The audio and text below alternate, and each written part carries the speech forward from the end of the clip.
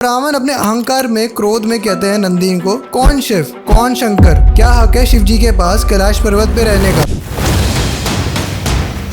अभी तक रामायण के 300 से ज्यादा वर्जन्स बन चुके हैं और ऐसी छोटी छोटी मिस्टेक्स हैं जो वाल्मीकि रामायण से बिल्कुल मेल नहीं खाती। हनुमान ये भी कहते हैं कि अगर रावण अधर्मी ना होता तो तीनों लोगों पे राज करता। आज के टीवी शोज में तो रावण को हमेशा 10 सर के साथ दिखाया जाता है। वाल्मीकि रामायण में रावण के पास केवल एक ही सर था। रावण एक कम्प्लीटली डार्क कैरेक्टर है और इसको ओवर ग्लोरीफाइड करने की कोई जरूरत नहीं है। हनुमान जी के लंका जलाने के बाद रावण के जो काउंसिल मिनिस्टर्स थे उनमें से एक मंत्री महापर्श्व, उन्होंने रावण से पूछा कि रावण किस चीज का इंतजार कर रहे हैं, अभी तक तो उन्हें माता सीता को जबरदस्ती वाइफ बना लेना चाहिए था। तब रावण ने अपने श्राप के बारे में बताया।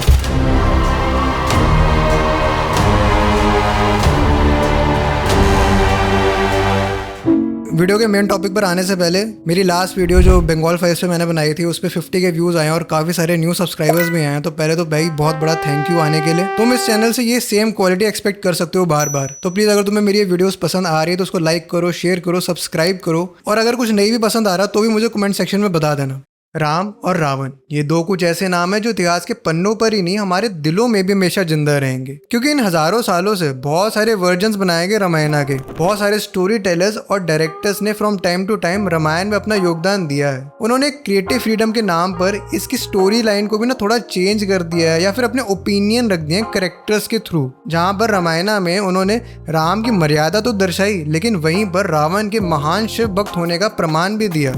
भक्ति, प्यार और पीड़ा ये तीनों गुण इंसान की पर्सनैलिटी को चेंज कर सकते हैं या इन्फ्लुएंस कर सकते हैं। भक्ति में इंसान भगवान को समझना चाहता है, प्यार में इंसान दूसरे इंसान को पाना चाहता है और दुख में इंसान अपने दुखों का सौदा करना चाहता है दूसरे इंसान के साथ। इंसान सबसे ज़्यादा अपनापन दूसरों की पीड़ा में देख पाता है, दूसरों की मजबूरी में देख पाता है, क्योंकि भक्ति और प्यार आपके नसीब में होगे तो आपको मिल जाएगा, लेकिन दुख और पीड़ा ये हम सब महसूस करते हैं। अब जो इंसान के दुख हैं वो इतनी ज़्यादा रिलेटेबिलिटी फील कराते हैं कि जो स्टोरी टेलर्स एंड डायरेक्टर्स हैं एक पर्सनल बेनिफिट के लिए, स्टोरी को और रेलेवेंट बनाने के लिए फ्रॉम टाइम टू टाइम इसकी स्टोरी को इंटरप्रिटेट कर देते हैं। जो डार्क कैरेक्टर्स हैं जैसे रावण और कर्ण, इनको ओवर ग्लोरीफाइड कर देते हैं। इवन रावण के लिए तो आजकल लोग एक्सक्यूजेस देते हैं कि वो तो ब्राह्मण थे, वो तो बहुत बड़े ज्ञानी थे, शिव भक्त थे, उन्होंने तो आज तक माँ सीता को बिना परमिशन के टच भी नहीं किया, because Ravana was a feminist. अभी तक रामायण के 300 से ज्यादा वर्जन्स बन चुके हैं और ऐसी छोटी छोटी मिस्टेक्स हैं जो वाल्मीकि रामायण से बिल्कुल मेल नहीं खाती। वाल्मीकि रामायण में रावण एक बहुत ही लस्टफुल कैरेक्टर है, बहुत ही डार्क कैरेक्टर है, जिसने अपनी डॉटर इन लॉ के साथ भी जबरदस्ती करी है, अपनी बहन के पति को मार डाला और भी ऐसी चीजें हैं जो हमें नहीं पता होंगी। आज हम इस वीडियो में उस रावण के बारे में जानेंगे जो ओरिजिनल रामायण मतलब वाल्मीकि रामायण में लिखा गया है। और इस वीडियो का सबसे बड़ा क्वेश्चन भी आंसर करूंगा कि क्यों आज तक माँ सीता के साथ उन्होंने कोई जबरदस्ती नहीं करी। ऋषि विश्रव जो ब्रह्मदेव के पोते थे, उन्होंने जब ऋषि भरद्वाज की बेटी इलावित के साथ शादी करी तो उन्हें एक बेटा हुआ वैश्य रावण। वैश्य रावण बहुत ही आज्ञाकारी थे और उनमें बहुत सारे सात्विक गुण थे और वैश्य रावण को आगे जाकर कुबेर के नाम से भी जाना गया। कुबेर ने जब घोर तपस्या करी तो ब्रह्मदेव ने खुश होकर उन्हें भेंट में पुष्पक विमान दे दिया। वो कुबेर ही थे जिन्होंने लंका को सोने की लंका बनाया। कुबेर से पहले लंका एक बंजर जमीन थी जहाँ पर पहले राक्षस और इंसान रहा करते थे। जब कुबेर ने अपना राज्य स्थापित किया लंका में तो वो राक्षसों की ट्राइब वापिस आई लंका में और उधर रहने लग गई। राक्षसों के राजकुमार सुमली ने जब कुबेर को अपने पुष्पक विमान के साथ देखा तो वो कुबेर से बहुत इंप्रेस हुए। राजकुमार सुमली चाहते थे कि जो उनकी जो बेटी है कैकसी, वो कुबेर के पिता ऋषि विश्रव को शादी के लिए अप्रोच करे ताकि कैकसी को कुबेर जैसी संतान की प्राप्ति हो। कैकसी ऋषि विश्रव के पास जाते हैं और शादी का प्रस्ताव रखते हैं। ऋषि विश्रव शादी का प्रस्ताव तो स्वीकार कर लेते हैं लेकिन बदले में चेतावनी देते हैं कैकेसी को कि जो उनके जो बच्चे होंगे वो बहुत ही क्रूअल होंगे और बहुत ही वायलेंट होंगे, बट उनका जो सबसे छोटा बच्चा होगा, जो सबसे छोटी संतान होगी, सिर्फ वही होगा जो धर्म की राह पे चलेगा। और ऐसा ही हुआ। कैकेसी और ऋषि विश्रव के 4 बच्चे हुए। दशग्रीवा जिनको आज हम रावण के नाम से जानते हैं, कुंभकर्ण, शूर्पणखा और विभीषण। सिर्फ विभीषण ही थे जो धर्म की राह पे चलते रहे। कैकेसी जो अपने बेटे दशग्रीवा मतलब रावण को अपने बड़े भाई कुबेर जैसा बनने के लिए इनकरेज करते थे। तो out of jealousy and ego Kuber की बराबरी करने के लिए रावण घोर तपस्या करते हैं और अपनी तपस्या के साथ ब्रह्मा को खुश करते हैं। बदले में रावण ब्रह्मा से ये वरदान मांगते हैं कि कोई भी देव, असुर, दानव, दैत्य, गरुड़, नागाज, यक्षास इनमें से कोई भी जीव जंतु रावण को नहीं मार पाएगा। ब्रह्मा का ये वरदान रावण को इनडायरेक्ट वे में अमर बना रहा था। रावण ने बस एक जीव जंतु का नाम नहीं लिया, वो थे इंसान, क्योंकि रावण को इंसान से कोई डर नहीं लगता था। वरदान मिलने के बाद रावण ने अपनी खुद की लंका नहीं बसाई, अपना खुद का राज्य नहीं बनाया। उन्होंने अपने बड़े भाई कुबेर से ही लंका का राज्य मांगा। कुबेर ने बिना कोई लड़ाई करे अपने पिता विश्रव के कहने पर रावण को लंका का राज्य सौंप दिया और कैलाश पे जाके अपना नया घर बनाया। अहंकारी रावण के लिए ये भी काफी नहीं था।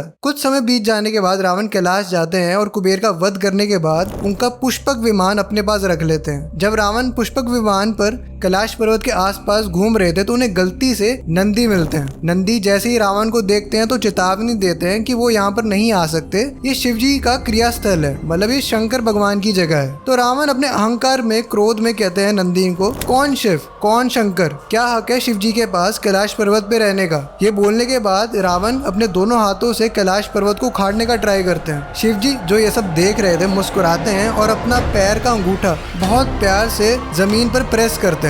शिव जी का वेट जब कैलाश पर्वत पे पड़ा तो रावण इस कदर परेशान हो गया कि वो जोर जोर से चिल्लाने लग गया। उसकी चीख की वजह से तीनों लोगों के जो लिविंग क्रिएचर्स थे वो भी चिल्लाने लग गए। तभी दशग्रीव शिव जी के लिए प्रसंग गाते हैं और कुछ दिनों के बाद शिव जी रावण को माफ भी कर देते हैं। और यहीं से शिव जी ने दशग्रीवा का नाम रावण रखा था, क्योंकि उनके चिल्लाने की वजह से बाकी लोग भी चिल्लाने लग गए थे। रावण का मतलब है द वन हु स्क्रीम्स।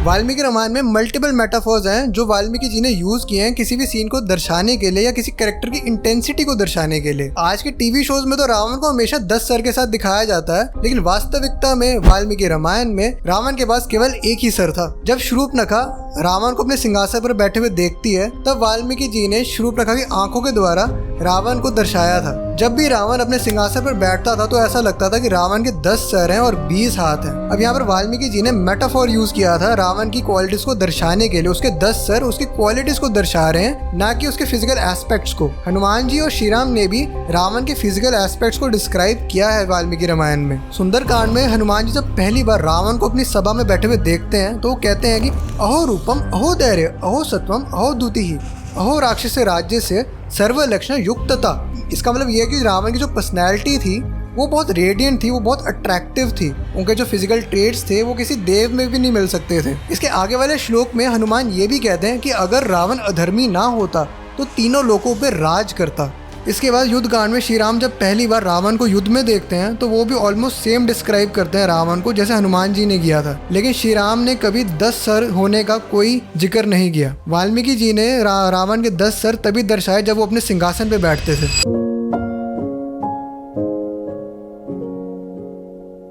बहुत सारी फेमिनिस्ट लड़कियां अपने होने वाले पति में श्री राम को नहीं देखना चाहती, रावण को देखना चाहती, क्योंकि रावण तो फेमिनिस्ट थे, क्योंकि उन्हें तो बिना परमिशन के कभी माँ सीता को टच भी नहीं किया। क्योंकि आदि पुरुष में अपना कूल ड्यूड फेमिनिस्ट रावण माता सीता को बेहोश करके लंका लेके जाता है, लेकिन वाल्मीकि रामायण में सच्चाई कुछ और है। हम सबको लगता है कि माँ सीता एक सीधी सादी सी स्त्री हैं जिन्हें ना शस्त्र चलाने आते हैं ना ही लड़ना आता है, लेकिन माँ सीता एक वॉरियर भी थे। उनमें इतनी शक्ति थी कि उन्होंने बचपन में ही शिव बाण को उठा लिया था। इसलिए जब रावण माँ सीता का हरण करने के लिए आते हैं तब उनके बीच में एक बहुत ही टफ फिजिकल फाइट होती है। अनफॉर्चुनेटली माँ सीता रावण जितनी फिजिकली स्ट्रॉन्ग नहीं थे। रावण और माता सीता की लड़ाई वाल्मीकि रामायण में अच्छे से डिस्क्राइब करी गई है, लेकिन उसको इस वीडियो में डिस्क्राइब करना काफी लोगों को ऑफेंड कर सकता है। अब ये पहली बार नहीं था कि रावण ने किसी स्त्री को किडनैप किया हो, इससे पहले भी बहुत सारी स्त्रियों को रावण ने बंदगी बना के रखा हुआ था लंका में। सुंदरकांड में जब हनुमान माता सीता की खोज में लंका में घूम रहे थे तब हनुमान जी ने इन सभी स्त्रियों को देखा था जो रावण की कैद में थी। वाल्मीकि रामायण में रावण एक बहुत ही लस्टफुल कैरेक्टर है और लस्ट ही उनकी कमजोरी भी है,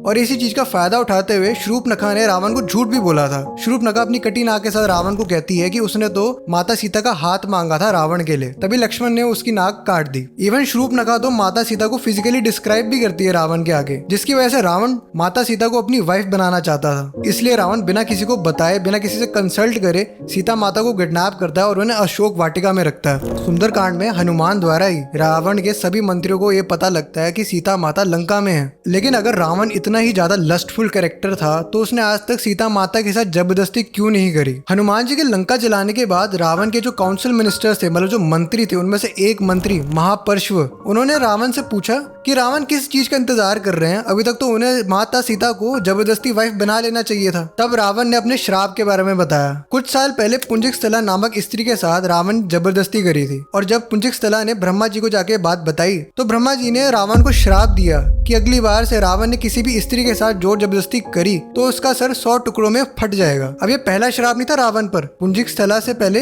रंभा, जो रावण के स्टेप डॉटर इन लॉ थी, ये जानते हुए भी रावण रंभा के साथ जबरदस्ती करते हैं। और इसके बाद रंभा और उसके पति नल कुबेर ने रावण को श्राप दिया, जो सेम श्राप ब्रह्मदेव ने दिया था बाद में। तो ये था मेन रीजन रावण का बार बार कंसेंट मांगने का सीता माता से। जब मैंने सूर्यपुत्र करण के ऊपर वीडियो बनाई थी ना, तब उनकी लाइफ के बारे में मुझे ऐसी ऐसी चीजें पता लगी जो जस्टिफाई कर रही थी कि क्यों आज वो अधर्म के साइड पे हैं। लेकिन रावण एक कंप्लीटली डार्क कैरेक्टर है और इसको ओवर ग्लोरीफाइड करने की कोई जरूरत नहीं है। आप जाके मेरे करण के ऊपर वीडियो भी देख सकते हो। और आपको ये वीडियो अच्छी लगी हो तो प्लीज लाइक, शेयर और सब्सक्राइब कर देना।